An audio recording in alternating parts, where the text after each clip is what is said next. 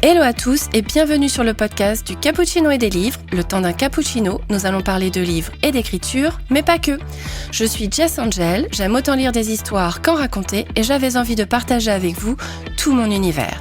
Et quoi de mieux qu'un podcast pour le faire ? Alors allons-y, c'est parti. Dans cet épisode spécial interview, nous allons faire la connaissance de l'autrice-éditrice professionnelle Tessa Bier, qui a publié récemment son premier roman, La Bête de Wakefield, un cozy mystery historique. L'autrice a également été sélectionnée pour devenir lauréate du concours de l'imaginaire Rajo grâce à un cozy fantasy. Waouh! J'ai hâte que tu nous racontes cette belle expérience et que tu nous en dises plus sur ce nouveau roman. Bonsoir Tessa et bienvenue sur ce podcast. Bonsoir à toutes et à tous, bonsoir Jess et merci de m'accueillir sur ton super podcast. Je suis ravie d'être ici pour ma toute première expérience d'interview, donc merci encore. Eh ben, écoute, je suis ravie de te recevoir et de vivre cette expérience avec toi. Je t'en souhaite donc une très belle première interview.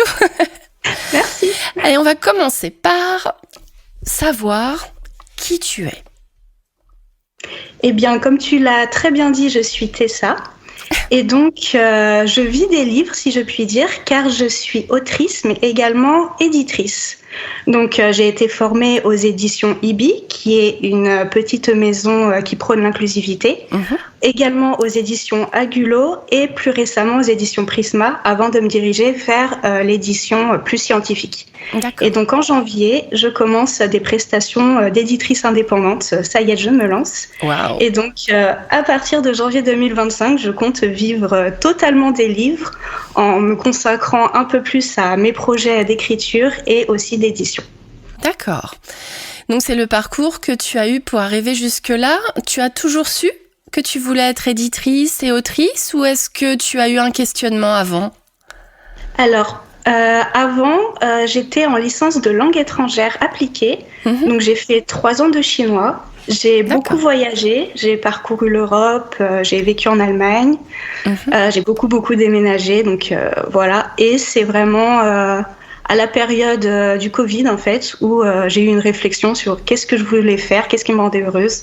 Et la réponse a été évidente, ce sont les livres. Donc je me suis réorientée, j'ai fait un master en édition que j'ai eu. Félicitations. Et voilà. Et en parallèle, la même année, j'ai commencé à écrire mon tout premier roman, qui était donc La Bête de Wakefield, le cozy mystery que j'ai récemment publié. D'accord. Et c'est une histoire qui t'est venue très vite ou tu as mûrement réfléchi avant de l'écrire ? Alors honnêtement, j'ai pas du tout réfléchi avant de l'écrire. Je me suis lancée comme ça, telle la petite autrice débutante que j'étais. Donc c'était voilà, comme j'ai dit, période de Covid où j'avais besoin de me sortir de ma tête, de me changer les idées. Et je lisais beaucoup de livres à cette époque parce que j'avais que ça à faire, comme tout le monde. Oui. Voilà. Et c'est en lisant plusieurs romans que je m'étais dit j'ai aussi envie d'en écrire un et donc j'ai commencé pour m'amuser. Et il faut savoir que je suis passionnée par l'histoire de l'Angleterre, surtout du 18 au début 20e siècle. D'accord. Donc toute cette période-là me fascine et j'avais vraiment envie d'ancrer une de mes histoires un peu dans cette ambiance Agatha Christie, Downton Abbey, avec vraiment un petit côté british, cup of tea, voilà, que j'apprécie vraiment. Et donc je l'ai vraiment écrit pour m'amuser et j'ai eu la chance très tôt d'être repérée par une maison d'édition qui a voulu donc la publier, qui était très intéressée. D'accord. Donc cette histoire, en fait, elle a 2 vies. Elle a eu une première vie en maison d'édition pendant 2 ans, donc jusqu'à de 2021 jusqu'à fin 2023. Et donc ça s'est pas très bien passé parce que c'était pas une maison d'édition très professionnelle et donc on a préféré arrêter et j'ai préféré reprendre mes droits.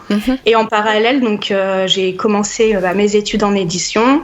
Je me suis formée au monde du livre un peu plus globalement et j'ai pu apprendre beaucoup. Donc en parallèle, je me suis dit 2024, j'essaie de l'éditer toute seule, j'essaie de lui donner une seconde chance à ce premier livre. D'accord. Et donc je l'ai sorti donc en juin de cette année, en juin 2024, et je suis très heureuse parce qu'il rencontre son public beaucoup plus que précédemment. Avec l'autre maison. C'est ça, tout à fait.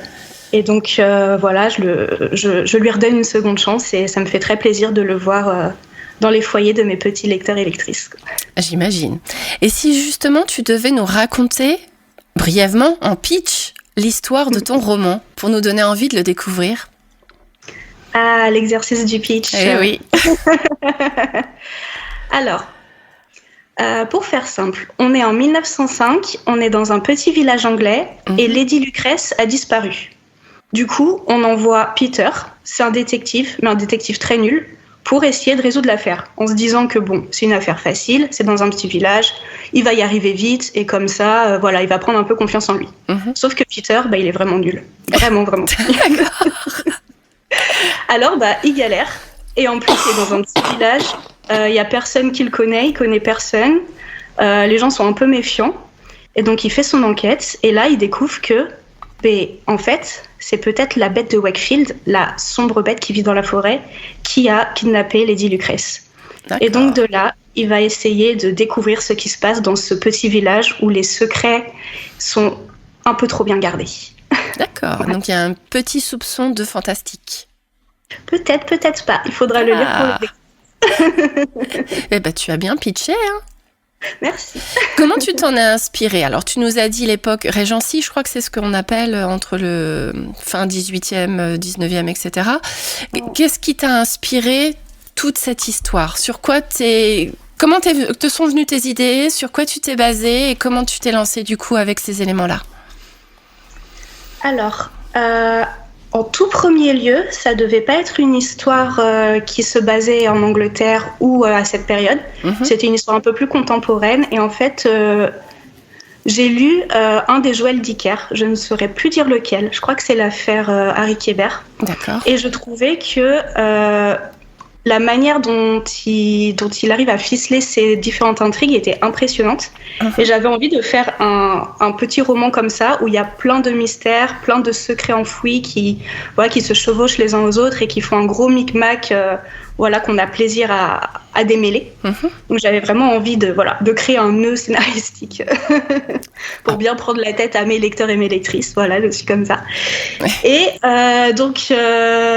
donc j'ai commencé à travailler sur cette histoire et il y a un truc qui bloquait, j'étais pas très à l'aise et en fait je me suis rendu compte que c'était totalement la temporalité, que j'avais envie de me mettre dans une temporalité qui me plaisait, qui me faisait rêver. Et donc là je suis partie à full Downton Abbey, full Agatha Christie et ça a été beaucoup plus facile déjà quand Lucrèce est devenue une lady avec tous les problèmes d'opposition de la femme, de féminisme que ça impliquait à l'époque. Donc ça, c'est vraiment une très grande partie de mon roman, de placer, de mettre en lumière justement les difficultés d'être une femme à ce moment-là. D'accord. Avec en plus des représentations queer, donc je vais pas trop en dire, mais on a vraiment ce relief par rapport à notre époque, où justement je mets en lumière des problématiques qui sont malheureusement toujours actuelles, et ça a vraiment fait la force de mon inspiration et qui m'a permis justement d'aller au bout de ce roman. D'accord. Je me souviens plus de quelle était la question de base, désolée. Tes inspirations, sur quoi? Voilà, tout à fait. Donc c'est vraiment mes réflexions et mes combats féministes du quotidien, parce que c'est vrai que je suis au quotidien une personne très engagée, que ce soit dans la communauté LGBTQIA+, ou la communauté un peu féministe. Donc c'est vraiment des choses qui sont très importantes pour moi et que j'avais envie de commencer à faire transparaître dans mes récits en fait. D'accord. Alors tu nous disais que tu avais commencé cette histoire en 2020, mais ton premier récit écrit, ta première idée d'écriture, elle t'est venue quand? C'est quoi tes débuts? Alors, mes tout premiers débuts, faut savoir que La Bête de Wakefield, c'est mon tout premier roman. Et avant ça, donc toute mon adolescence, je pense de mes 13 à 17 ans, j'ai joué à des jeux coopératifs. Donc c'est des RPG, des role-playing games. D'accord. Donc c'est assez répandu. Je pense que certains auditeurs et auditrices se reconnaîtront dedans. Donc où justement on avait un univers créé dans une communauté et on incarne un personnage concret de A à Z. Et de là, en interaction avec les autres personnages, on va créer des histoires ensemble. Et en fait, c'est là où j'ai un peu forgé ma plume sans trop m'apercevoir que c'était vraiment de l'écriture. C'était beaucoup de l'imaginaire collectif, en fait, où on créait tous des histoires tous ensemble. Et c'est vrai que j'ai eu très tard ce déclic mais ça aussi c'est de l'écriture, et toutes ces années que tu as passées à écrire avec d'autres personnes, tu pourrais t'en servir pour écrire tes propres histoires. C'est vrai que le déclic a été lent à se faire, mais une fois qu'il était là, je pouvais plus me passer de l'écriture en fait. D'accord. Et tu te souviens de ton premier RPG ? L'histoire que tu avais voulu raconter ? Alors, j'essaie de m'en souvenir. Je me demande si c'était soit sur un thème Harry Potter, soit, et j'ai très honte, sur un univers de K-pop, donc avec des stars coréennes. Oh pourquoi pas. Voilà, c'est ma génération, j'étais à fond là-dedans quand j'avais 14-15 ans. Et du coup, moi j'étais... Ouais, on faisait beaucoup sur tout ce qui était un peu comment dire ? Des fanfictions ? Non, pas tant que ça, parce que les fanfictions, c'est plutôt des récits comme des histoires. En fait, là, c'était vraiment des petits bouts de texte par petits bouts de texte. Oui, mais on était vraiment dans tout ce qui était culture asiatique, ce genre de choses-là. Donc, c'est vrai que c'était aussi une partie que... Enfin, moi, j'adore...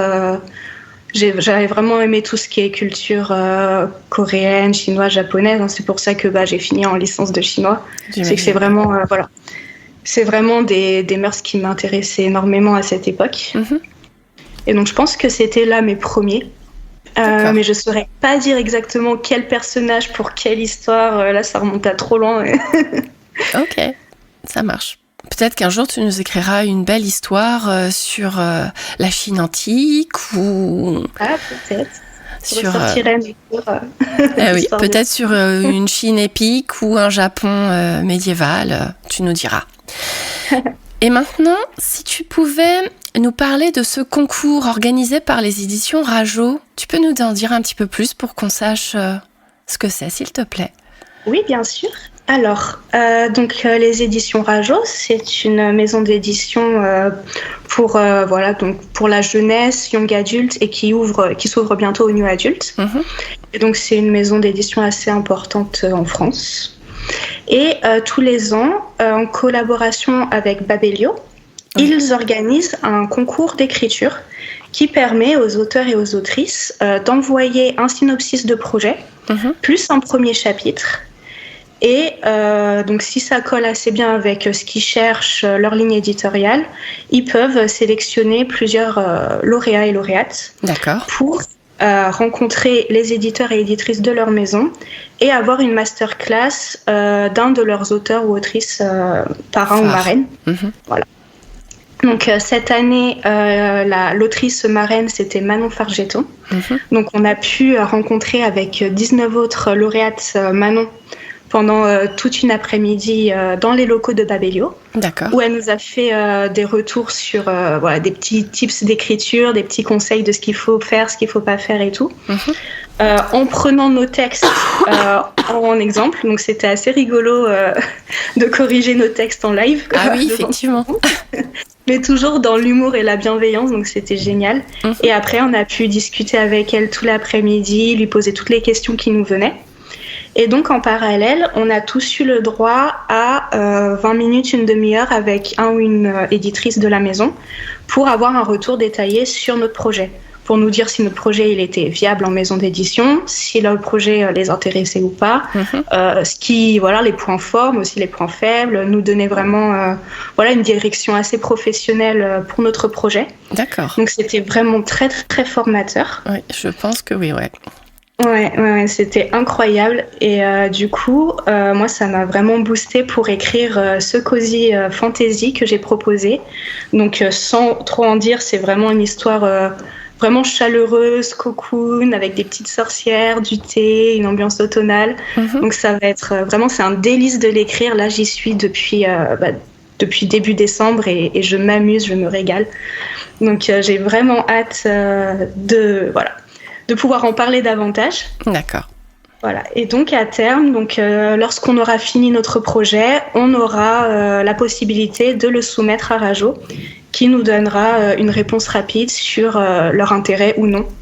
Donc, c'est vraiment une expérience incroyable, sachant que cette année, on a été sélectionnés 20 lauréates, donc avec que des filles. Sur plus de 800 candidatures, donc c'était vraiment une chance inespérée. Ouais. Effectivement. Et du coup, tu nous disais que depuis début décembre, tu es sur cette nouvelle histoire. Mais comment tu te mets dans une histoire ? T'as des habitudes, des rituels ? Alors, je tente une routine en ce moment. Faut savoir que j'ai des habitudes, mais ça change à chaque projet. Donc le projet d'avant, c'était un projet que je vais faire en auto-édition, mais qui n'est pas encore très abouti, où j'ai juste lancé le premier jet et où j'avais besoin d'être affalée sur mon canapé et que j'écrivais comme ça. Voilà. Donc très décontracté. Celui-là, il me tient vraiment à cœur et je m'applique vraiment énormément pour pouvoir retranscrire tout ce qui me fait ressentir. Donc j'essaie vraiment de me mettre dans une ambiance aussi cocoon que le texte, donc c'est-à-dire avec une petite playlist cozy fantasy, avec des petites bougies qui sentent bon, des petites lumières. Enfin, j'essaie vraiment de le faire très cozy pour justement m'imprégner. Et c'est aussi l'avantage de faire un texte aussi cocoon quand on écrit d'habitude des textes un peu plus durs. C'est que là, c'est un projet qui réussit à me sortir de mon quotidien, à me sortir de mes tracas. Donc c'est vraiment une petite thérapie où là, je laisse tout dehors, j'expire, je vide ma tête et il n'y a que ça qui compte. Et du coup, c'est vraiment une bulle de chaleur, une bulle de bien-être. Et donc, je fais toujours en sorte d'être bien et de me mettre le mieux possible avant de commencer ces sessions d'écriture-là. Donc voilà. Donc je sais que c'est propre à ce projet-là et que le projet prochain, si c'est un truc un peu plus punchy, un peu epic fantasy ou quelque chose comme ça, j'aurais besoin d'un univers plus stimulant. Peut-être que je mettrais de la musique qui bouge beaucoup, peut-être que j'irais dehors, je sais pas. Mais là, pour celui-là, c'est calme, c'est sérénité, ça fait du bien. Et j'espère que mes lecteurs et mes lectrices, quand ils auront le livre entre les mains, ils pourront justement se sentir aussi bien que moi je me sens quand je l'écris, quoi. Ah bah, ça devrait. Si tu as ressenti et que tu t'es immergé dans l'histoire de cette façon-là, je pense qu'on devrait tous pouvoir le ressentir à la lecture. Parce que les mots qu'on utilise sont toujours très imprégnants, je pense. Pardon. Désolée. Et donc justement, là, est-ce que tu as des nouveaux projets ? En plus, tu vas me dire, ça fait déjà pas mal de choses à faire. Mais cet autre roman dont tu parlais tout à l'heure, que tu vas éventuellement présenter en auto-édition, il est presque prêt ? Il est en cours d'acheminement ? Alors, le premier jet est terminé. C'est-à-dire que j'ai fini d'écrire la première version et que j'ai des premières lectrices, donc des alpha-lectrices, qui sont passées dessus pour le lire et me faire des remarques. Donc là, c'est un projet que j'ai mis un peu de côté parce que je me focalise sur mon cozy fantasy en priorité. J'imagine. Mais plus tard, il faudrait que je le reprenne pour le réécrire, prendre en compte les remarques de mes alpha-lectrices, et puis après le faire relire à d'autres personnes qui seront des bêta-lecteurs et lectrices et qui me donneront un avis global sur l'ensemble du texte une fois que j'aurai fait une autre version. Donc, je ne sais pas encore quand est-ce qu'il va sortir. C'est vrai que de base, avant de gagner le concours Rajo, je pensais le sortir plus en début d'année. C'était mon projet principal. Donc, je le voyais plutôt en début 2025. Celui maintenant, je pourrais pas donner de date, mais je pense pas qu'il sorte avant la fin de l'année prochaine, minimum. Ce qui est déjà pas mal. Tu as une moyenne de temps que tu passes sur un roman ? En mois, en semaines ? Alors, ça dépend totalement du projet parce que ça va dépendre de combien de signes fait le roman. Oui. C'est vrai que je suis une autrice hybride, donc ça veut dire que j'ai des romans en auto-édition, mais j'ai des romans qui sont aussi dédiés à l'édition traditionnelle. Mes romans en auto-édition sont souvent plus petits que les romans en édition traditionnelle. Tout simplement parce que vu que c'est moi qui choisis mes prestataires et qui paye mes prestataires de ma poche, je peux pas me permettre de faire des gros pavés. J'ai pas les moyens pour l'instant de faire de gros pavés pour la correction. Surtout si je préfère avoir un texte qualitatif, bien corrigé avec des professionnels de confiance.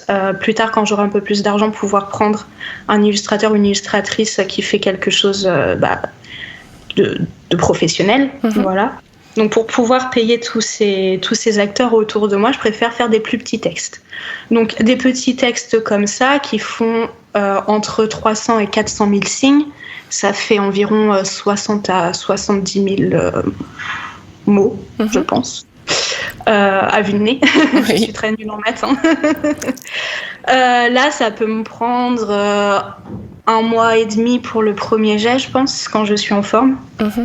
Voilà, sachant que en fonction du travail à côté, de la vie et tout, ça peut prendre un peu plus longtemps. Pour les plus gros, ça dépend vraiment de l'inspiration et du projet. Ça peut prendre de 1 à 3 mois pour le premier jet. Ensuite, les bêta-lecteurs qui lisent une première fois et me font des retours, j'essaye de leur donner environ 1 mois. Et ensuite, il y a la réécriture qui doit prendre aussi un petit mois, on va dire. Donc voilà, ça se compte en pas mal de semaines déjà. Effectivement, c'est déjà pas mal. Mais du coup, tu disais tout à l'heure que selon le projet, tu n'avais pas les mêmes habitudes. Est-ce que ça veut dire que tu n'es aussi pas la même autrice ? Tu sais, tu as les histoires de jardiniers, architectes, etc., oui. etc. Comment tu te sens, toi, par rapport à tes romans ? Je suis en pleine réflexion par rapport à ça, justement. En pleine réflexion, parce que je pensais, avec La Bête de Wakefield, d'être architecte, donc de bien tout planifier, de chapitrer tout mon texte et tout, bien préparé. Il s'est avéré, avec mes autres textes, que j'étais totalement jardinière. D'accord. Dont le dernier texte en auto-édition, dont j'ai terminé le premier jet. Je l'ai fait en totale jardinerie, si je puis dire. Et là, je reprends mon Cozy Fantasy en architecte, en très très bon architecte même, où je planifie vraiment tout mon univers, mon world building est vraiment carré, bien, il n'y a aucun doute, voilà, aucune place au doute.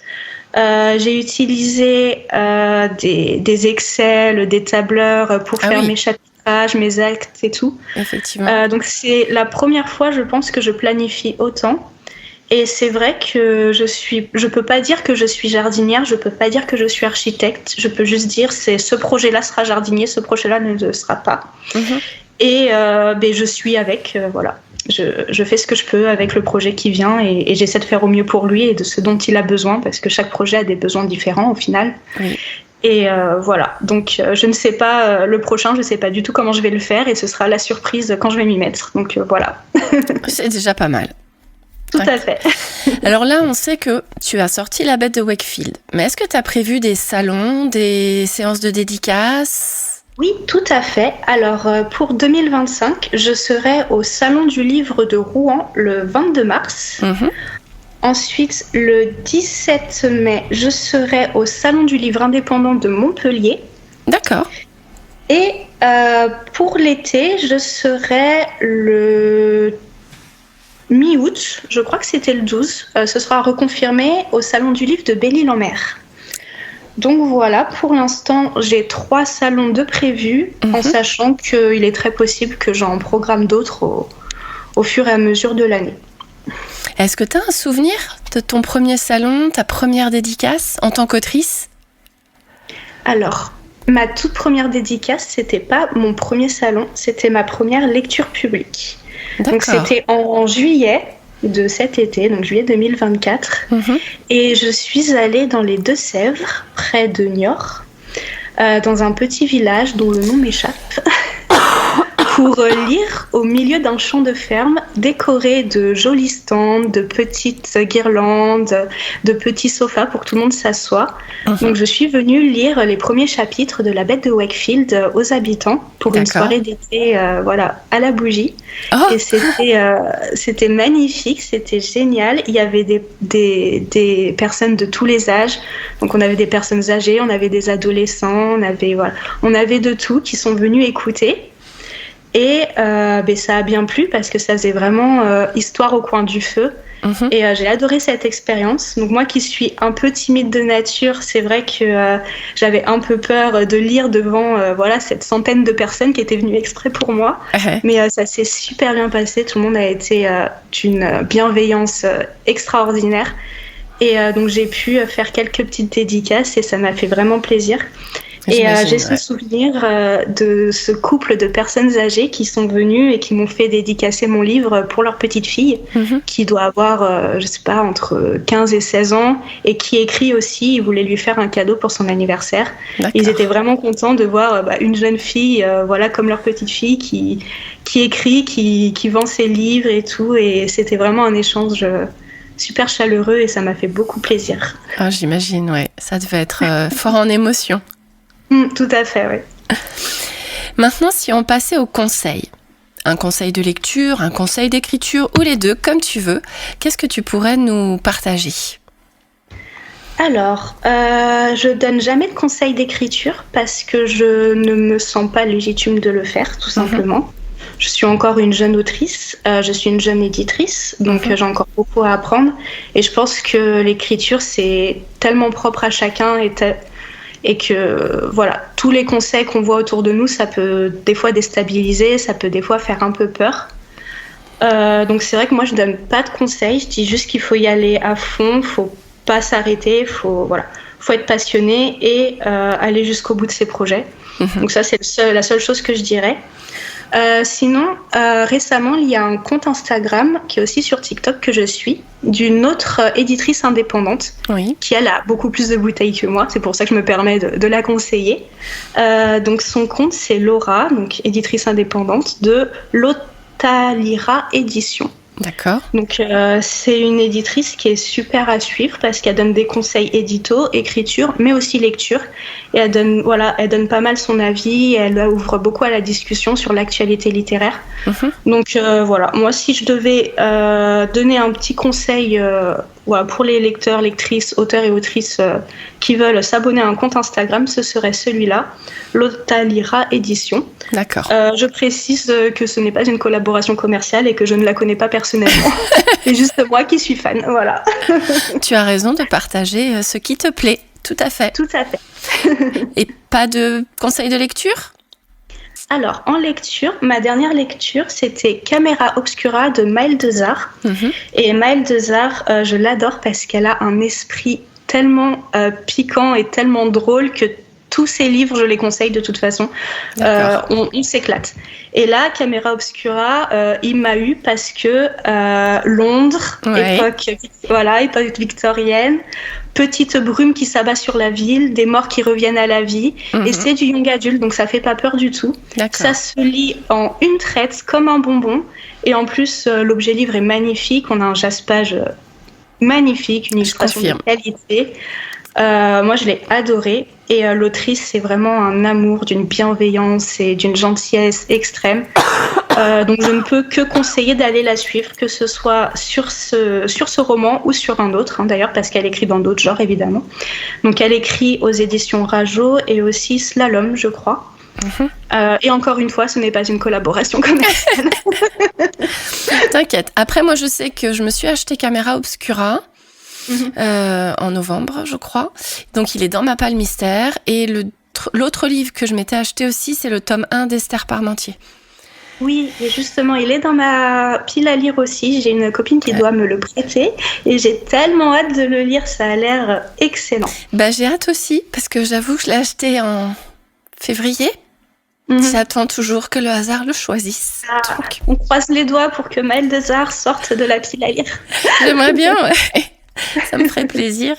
Bon, en tout cas, je note que toi, elle t'a plu, que tu trouves sa plume très intéressante, donc ça ne peut que nous donner envie de la découvrir encore un peu plus.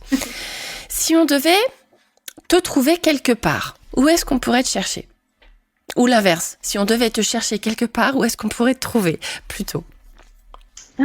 Vous pouvez me trouver dans un petit cottage anglais avec une grosse cheminée, un gros plaid et des lapins partout en liberté, car certaines personnes sont team chien, d'autres team chat, moi je suis team lapin.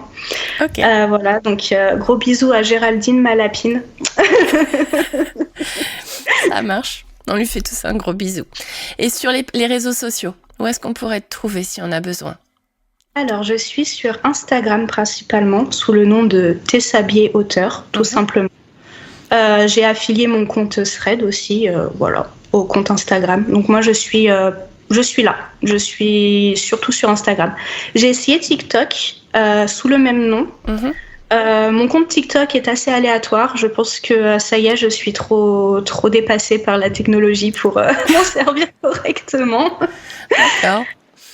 Donc oui, c'est surtout sur TikTok. Je suis très active et je réponds toujours avec plaisir.